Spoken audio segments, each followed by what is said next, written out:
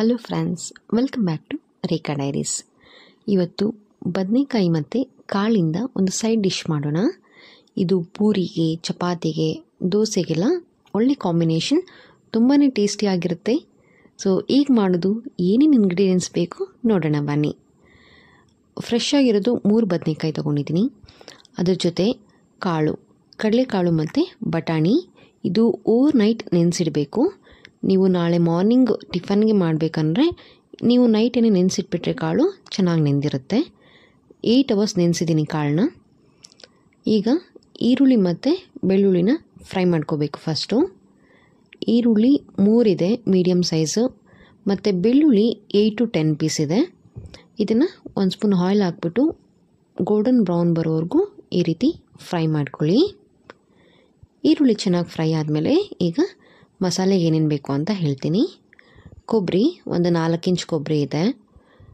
ಚಕ್ಕೆ ಮತ್ತು ಲವಂಗ, 1 ಇಂಚ್ ಚಕ್ಕೆ, 4 ಲವಂಗ, 2 ಇಂಚು ಶುಂಠಿ, ಸ್ವಲ್ಪ ಕೊತ್ತಂಬರಿ ಸೊಪ್ಪು. ಈಗ ಒಂದೊಂದಾಗಿ ಮಸಾಲೆಗೆ ಏನೇನು ಬೇಕಂತ ಹಾಕ್ಕೊಳ್ಳೋಣ. ಮೊದಲಿಗೆ ಫ್ರೈ ಮಾಡಿಟ್ಟಿರೋ ಅಂಥ ಈರುಳ್ಳಿನೂ ಬೆಳ್ಳುಳ್ಳಿ ಹಾಕ್ಕೊಳ್ತಾ ಇದ್ದೀನಿ. ಈರುಳ್ಳಿ ನೋಡಿ ಗೋಲ್ಡನ್ ಬ್ರೌನ್ ಬರೋವರೆಗೂ ಚೆನ್ನಾಗಿ ಫ್ರೈ ಆಗಿದೆ. ಇದ್ರ ಜೊತೆಗೆ ಉಳಿದಿರೋ ಇಂಗ್ರೀಡಿಯೆಂಟ್ಸ್ ಎಲ್ಲ ಹಾಕ್ಕೊಳ್ಳೋಣ. ಶುಂಠಿ, ಕೊಬ್ಬರಿ, ಹಸಿ ಕೊಬ್ಬರಿ ಇದು ಸಣ್ಣಗೆ ಕಟ್ ಮಾಡಿ ಹಾಕ್ಕೊಳ್ತಾ ಇದ್ದೀನಿ. ನೆಕ್ಸ್ಟು ಚಕ್ಕೆ, ಲವಂಗ, ಕೊತ್ತಂಬರಿ ಸೊಪ್ಪು. ಚಕ್ಕೆ ಮತ್ತು ಲವಂಗನ ಸ್ವಲ್ಪ ಪುಡಿ ಮಾಡಿ ಹಾಕ್ಕೊಳ್ತಾ ಇದ್ದೀನಿ. ಒಂದೊಂದ್ಸರಿ ಜಾರ್ನಲ್ಲಿ ಹಾಗೆ ಉಳ್ಕೊಂಡಿರುತ್ತೆ.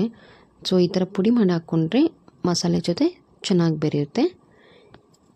ಈಗ ಧನಿಯಾ ಪುಡಿ ಮತ್ತು ಖಾರದ ಪುಡಿ ಹಾಕ್ಕೊಳ್ಳೋಣ. ಇದ್ರ ಜೊತೆಗೆ ಧನಿಯಾ ಪುಡಿ 5 ಸ್ಪೂನ್ ಹಾಕ್ಕೊಳ್ತಾ ಇದ್ದೀನಿ. ನೀವು ಕಾಳು ಎಷ್ಟು ತೊಗೊಳ್ತೀರಾ ಅದು ಬೇಸ್ ಮೇಲೆ ಹಾಕ್ಕೊಳ್ಳಿ. ನಾನು ಕಾಳು ಆಲ್ಮೋಸ್ಟ್ ಒಂದು 1/4 kg ಆಗೋಷ್ಟಿದೆ. ಕಡಲೆಕಾಳೆ 1/4 kg ಇದೆ. ಇನ್ನು ಬಟಾಣಿ 100 ಗ್ರಾಮ್ ಇದೆ. ಸೊ ಅದ್ರ ಬೇಸ್ ಮೇಲೆ ಹಾಕ್ಕೊಂಡಿದ್ದೀನಿ. ನೀವು ಕಾಳು ಕಡಿಮೆ ತೊಗೊಂಡ್ರೆ ಧನಿಯಾ ಪುಡಿ, ಖಾರದ ಪುಡಿ ಕೂಡ ಕಡಿಮೆ ಹಾಕ್ಕೊಳ್ಳಿ. ಧನಿಯಾ ಪುಡಿ ಹಾಕಿದಾದಮೇಲೆ ರೆಡ್ ಚಿಲ್ಲಿ ಪೌಡರ್ ಹಾಕಿದ್ದೀನಿ 2 ಸ್ಪೂನು. ಇದಾದಮೇಲೆ ರುಬ್ಬೋದಕ್ಕೆ ಎಷ್ಟು ಬೇಕೋ ಅಷ್ಟು ಮಾತ್ರ ನೀರು ಹಾಕ್ಕೊಂಡು ಈಗ ನೋಡಿ ಮಸಾಲೆ ರುಬ್ಬಿದ್ದಾಗಿದೆ. ಈ ಕನ್ಸಿಸ್ಟೆನ್ಸಿ ಇದೆ. ಸೊ ಈಗ ಒಗ್ಗರಣೆ ಮಾಡ್ಕೊಳ್ಳೋಣ. ಒಂದು ಕುಕ್ಕರ್ ಇಟ್ಟಿದ್ದೀನಿ ಸ್ಟವ್ ಮೇಲೆ. ಕುಕ್ಕರ್ ಬಿಸಿ ಆದಮೇಲೆ 3 ಸ್ಪೂನ್ ಕುಕ್ಕಿಂಗ್ ಆಯಿಲ್ ಹಾಕ್ತಾಯಿದ್ದೀನಿ. ಆಯಿಲ್ ಸ್ವಲ್ಪ ಬಿಸಿ ಆದಮೇಲೆ ಸಾಸಿವೆನೂ ಕರಿಬೇವು ಹಾಕಿ ಒಗ್ಗರಣೆ ಮಾಡಬೇಕು. ಸಾಸಿವೆ ಚಿಟಪಟ ಆದಮೇಲೆ ಕರಿಬೇವು ಹಾಕ್ಕೊಳ್ಳೋಣ. ಈಗ ರುಬ್ಬಿರೋ ಅಂಥ ಮಸಾಲೆ ಸೇರಿಸ್ಕೊತಾ ಇದ್ದೀನಿ. ಈ ಸೈಡ್ ಡಿಶ್ಶು ತುಂಬಾ ಟೇಸ್ಟಿಯಾಗಿರುತ್ತೆ. ಚಪಾತಿ ಮತ್ತು ದೋಸೆಗೆಲ್ಲ ರೆಗ್ಯುಲರಾಗಿ ಚಟ್ನಿ ಪಲ್ಯ ಮಾಡ್ತಾನೆ ಇರ್ತೀರಿ. ಆದರೆ ಈ ಥರ ಸೈಡ್ ಡಿಶ್ ಒಂದ್ಸರಿ ಮಾಡಿ ನೋಡಿ, ತುಂಬ ಚೆನ್ನಾಗಿದೆ ಅಂತ ಹೇಳ್ತಾರೆ. ಈಗ ಮಸಾಲೆ ಎಲ್ಲ ಹಾಕಿದಾದಮೇಲೆ ಮಿಕ್ಸಿ ಜಾರಿಗೆ ಸ್ವಲ್ಪ ನೀರು ಹಾಕಿಬಿಟ್ಟು ಹಾಕ್ಕೊಳ್ತಾ ಇದ್ದೀನಿ. ಜಾಸ್ತಿ ನೀರು ಹಾಕ್ಕೋಬೇಡಿ, ನೀರಾದ್ರೂ ಚೆನ್ನಾಗಿರೋದಿಲ್ಲ. ಇದು ಗಟ್ಟಿಯಾಗಿರಬೇಕು, ಗ್ರೇವಿ ಥರ ಇರಬೇಕು. ಯಾಕಂದರೆ ನಾವು ಸೈಡ್ ಡಿಶ್ಶಾಗಿ ಯೂಸ್ ಮಾಡ್ತಾಯಿದ್ದೀರಿ. ಇದನ್ನು ನೀವು ಚಪಾತಿ ದೋಸೆಗಲ್ದೇ ಮುದ್ದೆ ಕೂಡ ತಿನ್ಬೋದು. ಮುದ್ದೆ ಜೊತೆ ಕೂಡ ಒಳ್ಳೆ ಕಾಂಬಿನೇಷನ್ ಇದು. ಈಗ ಮಸಾಲೆ ಕುದಿಯೋಕ್ಕೆ ಸ್ಟಾರ್ಟ್ ಆಗ್ತಾಯಿದೆ. ನೆನೆಸಿಟ್ಟಿರುವಂಥ ಕಾಳನ್ನ ನೀರು ಸೋಸಿಬಿಟ್ಟು ಈ ಮಸಾಲೆಗೆ ಹಾಕ್ಕೊಳ್ತಾ ಇದ್ದೀನಿ. ಕಾಳು ಚೆನ್ನಾಗಿ ನೆಂದಿರೋದ್ರಿಂದ ನೀವು 3 ವಿಶಿಲ್ ಹಾಕ್ಸಿದ್ರೆ ಕೂಡ ಬೇಗನೆ ಬೆಂದ್ಬಿಡುತ್ತೆ. ಅದೇ ನೀವು ಕಾಳನ್ನ ನೆನೆಸದೆ ಮಾಡಬೇಕಂದ್ರೆ ಸುಮಾರು 6 to 7 ವಿಶಿಲ್ ಹಾಕ್ಸ್ಬೇಕಾಗತ್ತೆ. ಸೊ ಈ ಥರ ನೆನೆಸ್ಕೊಂಬಿಟ್ರೆ ಬೇಗನೆ ಬೇಯುತ್ತೆ ಮತ್ತು ತಿನ್ನೋಕ್ಕೂ ಕೂಡ ಸಾಫ್ಟಾಗಿ ಚೆನ್ನಾಗಿರುತ್ತೆ. ಈಗ ನೋಡಿ ಕಾಳು ಹಾಕಿದ್ದೀನಿ. ಒಂದ್ಸರಿ ಎಲ್ಲ ಮಿಕ್ಸ್ ಮಾಡಿ ನೀರೇನಾದರೂ ಬೇಕು ಅನ್ಸಿದ್ರೆ ನಿಮ್ಗೆ ಇನ್ನು ಸ್ವಲ್ಪ ಹಾಕ್ಕೊಳ್ಳಿ.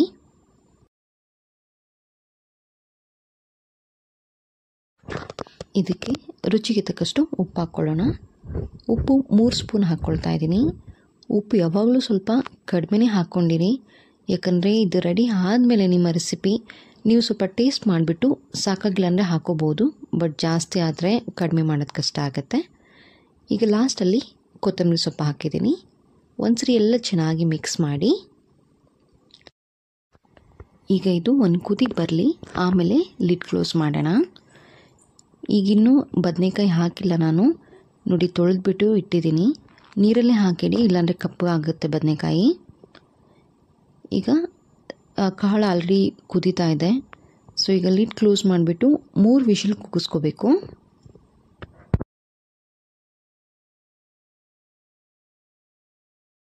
ಈಗ 3 ವಿಷಲ್ ಆಗಿದೆ. ಪ್ರೆಷರೆಲ್ಲ ಹೋದ್ಮೇಲೆ ಕುಕ್ಕರ್ ಲಿಡ್ ಓಪನ್ ಮಾಡ್ತಾ ಇದ್ದೀನಿ.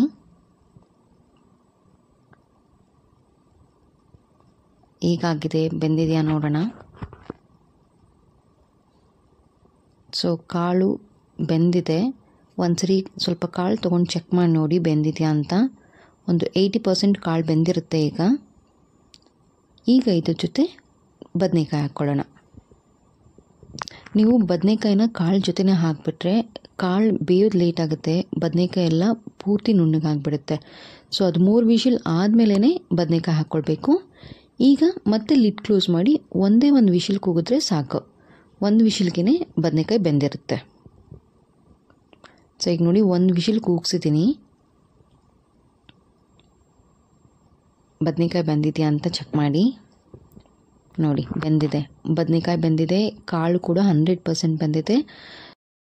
ಬದನೆಕಾಯಿ ಮತ್ತು ಕಾಳಿನ ಸೈಡ್ ಡಿಶ್ ಈಗ ರೆಡಿಯಾಗಿದೆ. ಒಂದ್ಸರಿ ಚೆನ್ನಾಗಿ ಮಿಕ್ಸ್ ಮಾಡಿ, ಉಪ್ಪೇನಾದರೂ ಕಡಿಮೆ ಇದೆಯಾ ಅಂತ ಚೆಕ್ ಮಾಡಿ. ಕಡಿಮೆ ಇದ್ದರೆ ನೀವು ಈಗಲೇ ಹಾಕ್ಬಿಟ್ಟು ಮಿಕ್ಸ್ ಮಾಡ್ಕೋಬೋದು. ನೋಡಿ ಇದೇ ಕನ್ಸಿಸ್ಟೆನ್ಸಿ ಇದ್ದರೆ ಚೆನ್ನಾಗಿರುತ್ತೆ. ನೀವು ಚಪಾತಿಗಾದರೂ ಕೊಡ್ಬೋದು, ದೋಸೆಗಾದರೂ ಕೊಡ್ಬೋದು. ತುಂಬಾ ಟೇಸ್ಟಿಯಾಗಿರುತ್ತೆ ಮತ್ತು ಹೆಲ್ದಿ ಕೂಡ. ಕಡಿಮೆ ಇಂಗ್ರೀಡಿಯೆಂಟ್ಸ್ ಯೂಸ್ ಮಾಡಿರೋ ಅಂಥ ಇವತ್ತಿನ ಸೈಡ್ ಡಿಶ್ ನಿಮಗೆ ಇಷ್ಟ ಆಗಿದೆ ಅಂತ ಅಂದ್ಕೊಳ್ತೀನಿ. ಒಮ್ಮೆ ಟ್ರೈ ಮಾಡಿ, ಹೇಗಿತ್ತು ಅಂತ ಕಮೆಂಟ್ನಲ್ಲಿ ತಿಳಿಸಿ. ಈ ಸೈಡ್ ಡಿಶ್ ನೀವು ಚಪಾತಿಗೆ, ಪೂರಿ, ದೋಸೆ ಮತ್ತು ಮುದ್ದೆ ಜೊತೆ ಕೂಡ ತುಂಬ ಚೆನ್ನಾಗಿರುತ್ತೆ. ನಿಮಗೆ ಯಾವುದು ಇಷ್ಟ ಆಗುತ್ತೆ ಅದ್ರ ಜೊತೆ ಟ್ರೈ ಮಾಡಿ.